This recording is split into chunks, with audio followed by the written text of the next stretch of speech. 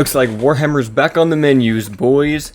Welcome to another battle, this time featuring myself as the Empire led by Volkmar the Grim against Wally, who brings a Blood Dragon Vampire Lord. Quite the opposite, as I'm typically the one playing the Vampire counts, but not today. I decided we would try Fate and Gunpowder against them. So as we immediately get into it, we're immediately going to start skirmishing with the Dire Pack and the Dire Wolves here, using our Outriders with grenade launchers and Pistoliers. Getting into the builds really quick, we have a simple front line mixed of halberds and flagellants for anti-large as well as unbreakable units in the front lines. Flagellants great at dealing with zombies and other skeleton chaff, and they won't run away from any terror. Halberds here to take care of any cavalry as well as the monsters that the vampire counts can bring. We didn't go super heavy on missile play, so I relied heavily on halberds and infantry. Volkmar the Grim here on his chariot, ready to use his Blessings of Sigmar to buff up our troops and hopefully kill lots of the undead at the same time. Along with a warrior priest who I meant to actually put on a horse so he could ride with our demigryph knights over here. And then a bright wizard coming through with most of the fire spells: Fireball, Flaming Sword of Ruin, Burning Head, and Piercing Bolts of Burning. I normally wouldn't take Flaming Sword of Ruin, but just in case they had any Hex Race, I wanted to have that magical damage, as the rest of our build severely lacks it. Then finally, one unit of Free Company Militia just to kind of round out the roster and give us something of a missile presence. For my opponent, though, he did bring the Dire Pack and the Dire Wolves, as we said. Now, a front line of skeleton warriors, skeleton spearmen, kind of just dotted around, and behind those he's got 1, 2, 3, 4 units of Graveguard, with one being the Stearnsman over here. So a regenerating, heavily armored infantry unit, they're going to be quite the threat. With one Necromancer just to use Forbidden Rod on himself, just to give him extra winds of magic. And then the back line, here's the real meat and potatoes. We have double Blood Knights led by the Blood Dragon Vampire Lord, who is coming fully kitted out with Helm of Discord and all that good stuff. So getting on to the early stages of the battlefield, I want to weaken the opponent, and I use these grenade launchers, and they do massive damage to these lightly armored skeletons, already almost setting them into crumbling. Anytime we can see a nice little blob of infantry, we want to use those. But he does have the Dire Pack and the Dire Wolves to screen us. At this point, I should have sent Volkmar up to the front, but he's going to play the kind of defensive game, as our Warrior Priest attempts to also capture these War Beasts. But he is not fast enough since he is not mounted. But a few more grenades going off, weakening another skeleton unit. Meanwhile, our Pistoliers are just going to keep firing at the Dire Wolves as our Flagellants engage with them. Flagellants will do a lot of damage to Dire Wolves, and we have halberds in the back line to support. Free Company Militia just kind of firing off some pot shots, and our Pistoliers is going to be on skirmish mode. These Dire Wolves are just going to try to skirt around us, catch our Pistoliers, and get into our back line and be a nuisance that way. Volkmar, though, just coming in, knocking skeletons around with his big pimp wagon that he's got going on here. Flagellant's going to protect the Free Company Militia and hopefully let them fire from a safe distance. Fireball coming in, only hits one Blood Knight though, so not the most effective use, but hey, one model is a model.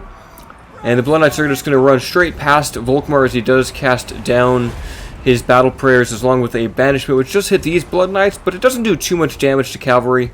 Not really great at killing those. Meanwhile, Flagellants over here fighting Skeleton Spearmen. We do cast a Piercing Bolts of Burning. Was an attempt to get rid of the Blood Knights, who I suspected were going to stay there, but no, they ran off. But we did kill off a unit of Spearmen, so not the worst case scenario there. Now here we go. Demigryph Knights are going to engage with the Blood Knights, but I make a huge mistake here, leaving them completely unsupported here. I could have sent Volkmar in, but they're just going to get crushed by double Blood Knights, and then debuffed by the Blood Dragon Vampire Lord, who any moment now will be casting his Helm of Discord, severely lowering the melee attack and melee defense of these demigryphs. And there it goes. They're even losing armor as well from being in contact here. What is that ability? It's one of the abilities that, one of the items that he has. So Demigryph Knights immediately out of the bag, only getting a handful of kills before being taken out of the battlefield here.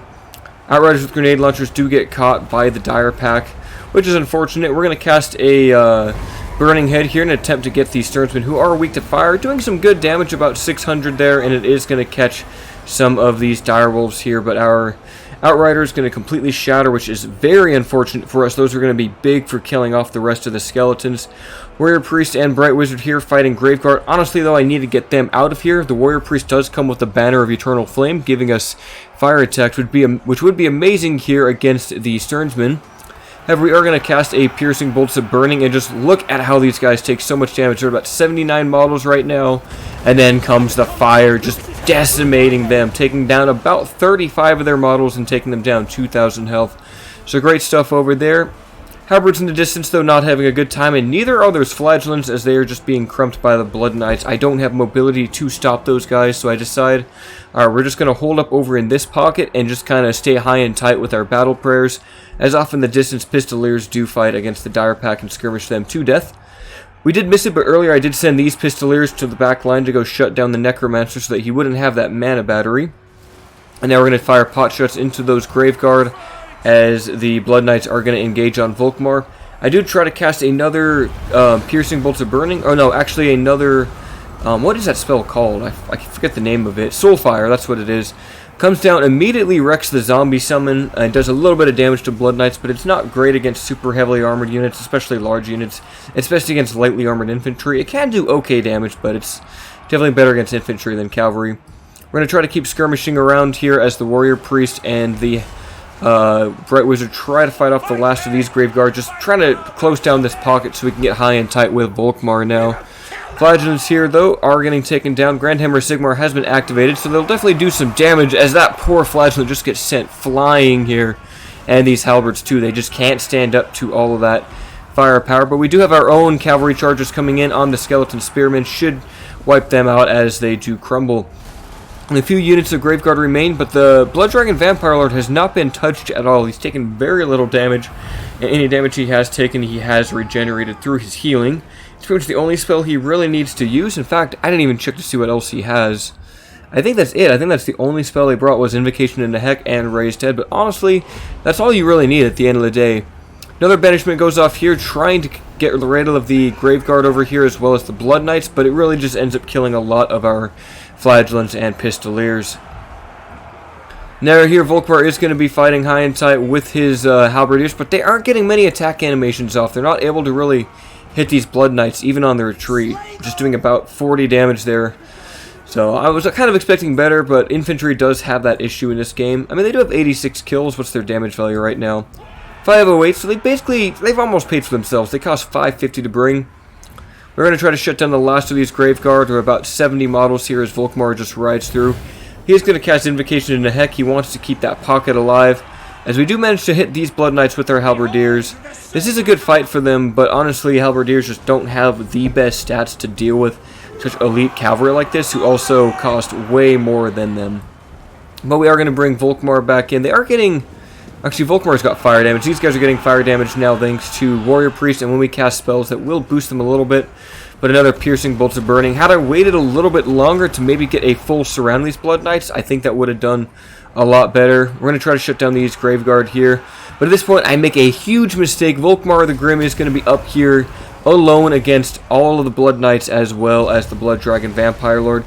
Buffed down to only 0 melee defense and 6 melee attacks. So Volkmar not having a good time against all this anti-large. He's just going to get completely demolished here. We try to use some Grand Shields of Faith, but honestly, 22% damage resistance isn't enough when you're being hit every single time by every model around him. So Volkmar here, things are looking quite grim, and he is going to die as he turns his back to this Blood Knight here, who is going to wallop on him for a solid 500 damage, and there he falls in the midst of the Blood Knights. That will cause army losses. The rest of the army will rout, except for these brave Flagellants over here. Just a few remaining as we watch these guys fight to the death. Giving a few what's forced to these Graveguard. Look at that one little beat stick to the back of the head.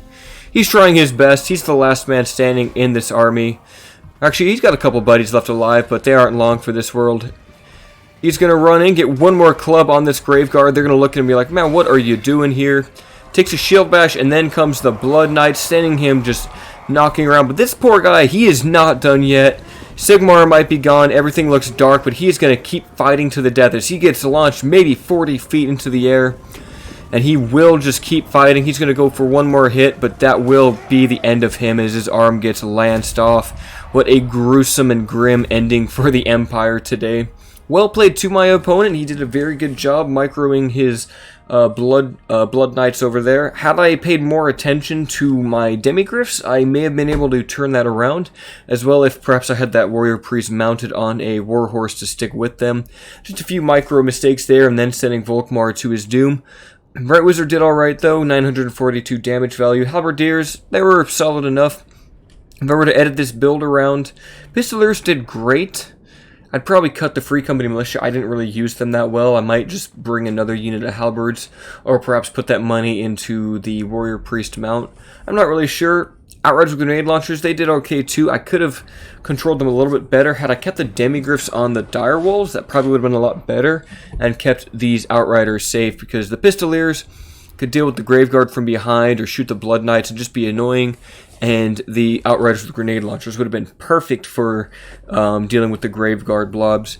So well played to my opponent. I learned a lot in this battle, especially looking back on it, kind of catching my mistakes. That's one thing I like to do about replays. You can see, okay, well here I lost control, here I could have done this, so it's kind of nice to go back those times and think about how this battle could have been redone. I'd like to kind of maybe message Wally and see if we can redo this battle. I feel confident that this build can work. It really just comes down to control. Granted, there's not really a method to deal with the Blood Dragon Vampire Lord himself.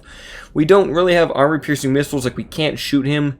We really only have the faith and steel of the Demigryphs with the Warrior Priest, but I think together they could do it, especially if we just manage to shut down the Graveguard and really utilize our Halberd Pike Wall that we had going.